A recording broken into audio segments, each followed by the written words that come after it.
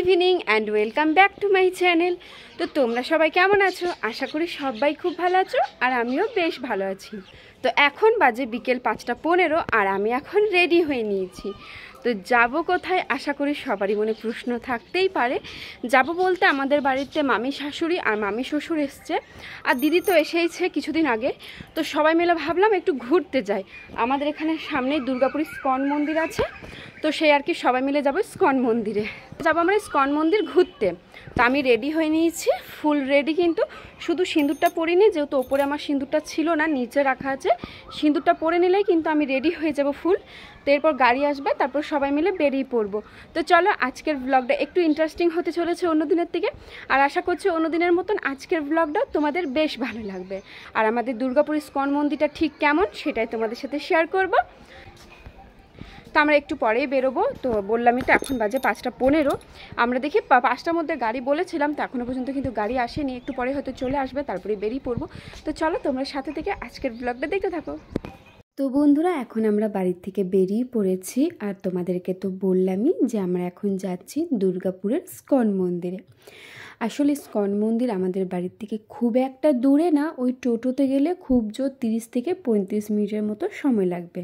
তার জন্যই আমরা একেবারে বাড়ির থেকে টোটোটাকে রিজার্ভ করেছিলাম, আর আমরা যাচ্ছিলাম বলতে আমি, আমার শাশুড়ি মা, আমার ননদ, মামি শাশুড়ি আর মামা শ্বশুর আর আমার ভাগ্নে।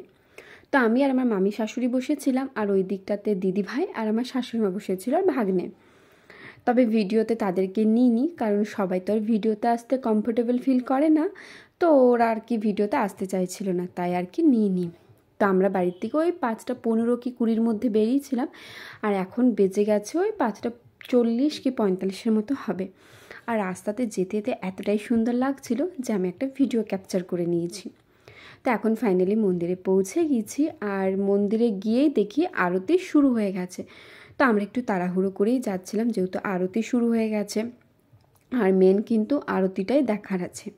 তো চলো, আগে তোমাদের সাথে একটু আরতিটা শেয়ার করে নিই, তারপর না হয় মন্দিরের বাকি বাইরের জায়গাগুলো আমি সবটাই তোমাদেরকে ভিডিওর মাধ্যমে তুলে দেখাবো। তবে সত্যি কথা বলতে কি জানো তো, এই সময় যে আমি মন্দিরে গেছিলাম, মনটা এতটাই ভালো লাগছিল, যেটা সত্যি কথা বলতে আমি তোমাদের সাথে হয়তো সেই ভালো লাগাটা ফুটে তুলতে পারবো না। আমার তো দারুণ লেগেছে। তো গিয়েই দেখি আরতি শুরু হয়ে গেছে। তবে আমার মনে হয় আমরা একদম পারফেক্ট সময় গিয়েছি, আমরা যাওয়ার ঠিক 5 মিনিট আগেই আরতি শুরু হয়েছে। তো চলো, তোমাদেরকে একবার দেখিয়ে দিই যে আমাদের দুর্গাপুরের ইস্কন মন্দিরে ঠিক কেমনভাবে আরতি হয়।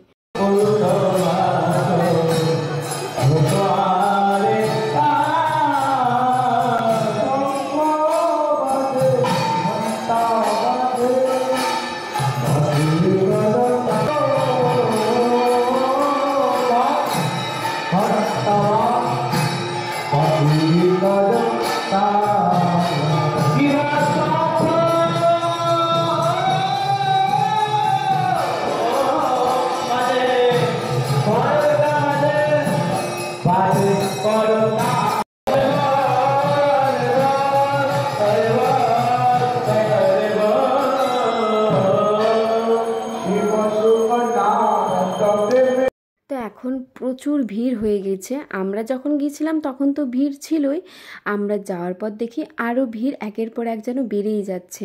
যখন হরিনাম করছিল আর সবাই যখন দুহাত তুলে নাচছিল, সেই মুহূর্তটা এতটাই সুন্দর লাগছিল দেখতে যে বলে বোঝানোর মতো নয়। অবশ্যই আমরাও দুহাত তুলে নেচেছি, তবে সেটা আর ভিডিওতে ক্যাপচার করতে পারিনি। তো চলো, বেশি বকবো না, তোমরা একটু ভিডিওটা দেখে নাও।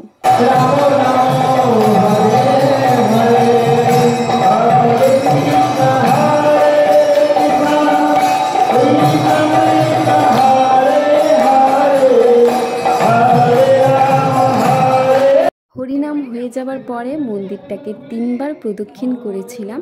তারপরে এখানে চলে এসেছিলাম ওই যে একটা টিপ নেয়, সেই টিপটা নিতে। তো সামনের দিকে একবার তোমাদেরকে ঠাকুর দর্শন করিয়ে দিলাম, আর এখন দিয়ে দিয়েছে ঠাকুরের প্রসাদ। আর আজকে প্রসাদের মধ্যে ছিল গরম গরম খিচুড়ি। আর যখন খিচুড়িটা দিচ্ছিল, ওই দাদাভাইগুলোকে বলতে হচ্ছিল হরে কৃষ্ণ। তো এই হরে কৃষ্ণ বলার মধ্যে কিন্তু একটা আলাদা রকমের শান্তি অনুভব করলাম। তো চলো, তোমাদেরকে এখন দেখিয়ে দিই মন্দিরের বাইরের পরিবেশটা। আর বাইরের পরিবেশটা এতটাই শান্ত যে কি আর বলবো। এইখানে দাঁড়িয়ে দাঁড়িয়ে আমরা খিচুড়ি খেয়ে নিলাম গল্প করতে করতে। আর এইটা হচ্ছে লাইব্রেরি, তুমি চাইলে এখানে বসে বই পড়তে পারো, আবার বই নিয়েও যেতে পারো। এখন আমরা চলে এসেছি ইসকন মন্দিরে। আমাদের তো আরতি দেখা হয়ে গেল, তোমরাও দেখে নিলে। আর সত্যি কথা বলতে এখানে এসে না মনটা একদম ভরে গেল, এতটাই ভালো লাগলো। আর আমরা সবাই মিলে এসেছি আর ঠাকুরের প্রসাদও খেয়ে নিয়েছি। তো এবার বাড়ি যাব। আর এখন বাজে পৌনে সাতটা না, 7টা বাজতে 6 মিনিট বাকি আছে। তো এরপর আমরা বাড়ি যাব। আর সত্যি তোমার কেমন লাগলো ঘুরে? দারুণ, মানে একদম দারুণ দারুণ, মানে মন মুগ্ধ করা একটা জায়গা, বেশ ভালো শান্তশিষ্ট। আর এই দিকে যে জায়গাগুলো দেখছো এগুলোতে তোমার খাবার টাবার খাওয়া যায়। এদিকে নানান রকমের দোকান আছে, হ্যাঁ লাইব্রেরিও আছে।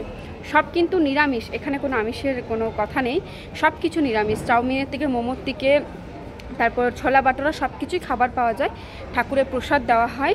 তো বেশ ভালো লাগলো। আমি আগেও একবার এসেছিলাম, মানে আমার হাজব্যান্ডের সাথে এসেছিলাম, আর এখন এসেছি সবারই সাথে বাড়ি। তো বেশ ভালো লাগলো। তো চলো তোমরা সাথে থেকে ব্লগটা দেখতে থাকো, আমি পুরো মানে ইসকন মন্দিরটাই তোমাদের সাথে তুলে ধরবো। তো চলো তোমরা এখন সাথে থেকে ব্লগটা দেখতে থাকো। আর এখন তোমাদেরকে আমি যেগুলো দেখাচ্ছি এইগুলো হচ্ছে দেওয়ালে খোদাই করা আছে এই মূর্তিগুলো। আর এখানে যে চেয়ার টেবিলগুলো দেখছো সবাই বসে বসে খাবার খাচ্ছে। এখানে কিন্তু সমস্ত রকমের দোকান আছে, তবে কি জানো তো, নিরামিষের সব কিছু। তো চলো তোমাদেরকে একবার লাইব্রেরি সম্বন্ধে বলি। এখানে লাইব্রেরিতে তুমি চাইলে বই নিয়ে যেতে পারো বাড়িতে, তবে বই নিয়ে গেলে আমার মনে হয় এখানে কিছু একটা এন্ট্রি ফি লাগে। তারপরে যখন তুমি বইটা জমা দিয়ে দেবে তো মনে হয় টাকাটা ফেরত দিয়ে দেয়, এরকম কিছু একটা ব্যাপার আছে। তো আমার খুব একটা জানা নেই। তো এখন চলো তোমাদেরকে আরও দেখিয়ে দিই বাইরের অংশটা।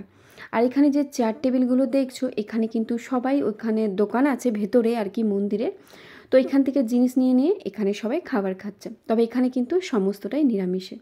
তুমি চাইলে এখানে বার্থডে সেলিব্রেশনও করতে পারো। বার্থডে সেলিব্রেশন করার ঠিক কিছুদিন আগে মানে ওখানকার যে সিকিউরিটি বা কমিটি মেম্বার যারা আছে তাদের সাথে যোগাযোগ করে নিতে হয়। এখান থেকে তুমি কেক পেয়ে যাবে, বাকি সমস্ত রকমের নিরামিষের খাবার। আর এখানে খাবারের মধ্যে চাউমিন, ছোলা বাটোরা, ভেজ রোল সব কিছু ছিল, চাইলে সব কিছু খেতে পারো।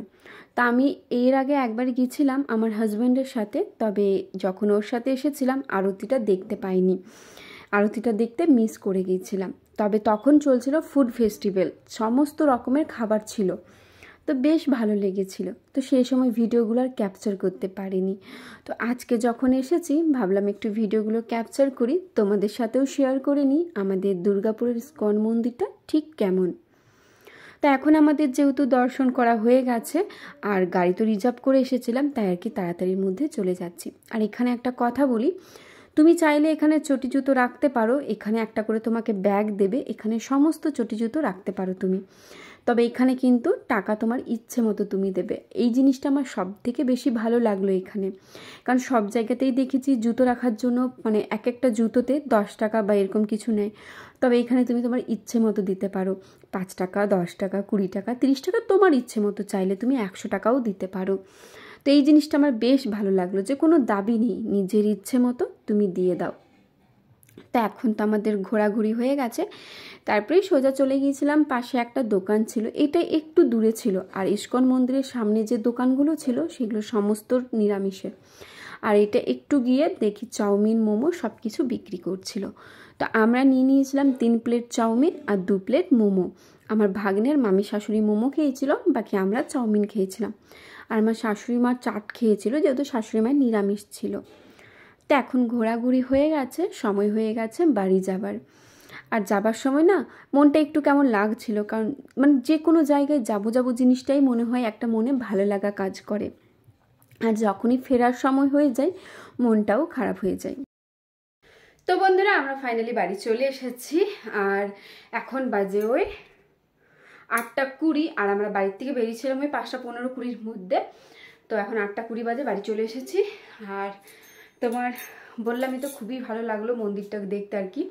তো মামা মামি সবার সাথে গিয়েছিলাম, আরও ভালো লাগলো, কারণ ফ্যামিলির সাথে ঘুরতে যেতে তো ভালোই লাগে। তো চলো আজকের ব্লগটা তাহলে এত দূরে রাখলাম। যদি ভালো লেগে থাকে তাহলে অবশ্যই like, comment, share and subscribe করে আমার পাশে থেকো।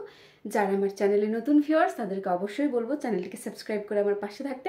তো আজকের মতন টাটা, দেখা হচ্ছে কাল সকালে অন্য কোনো একটা নতুন ব্লগে। ততক্ষণের জন্য সবাই খুব ভালো থেকো, সুস্থ থেকো, সাবধানে থেকো।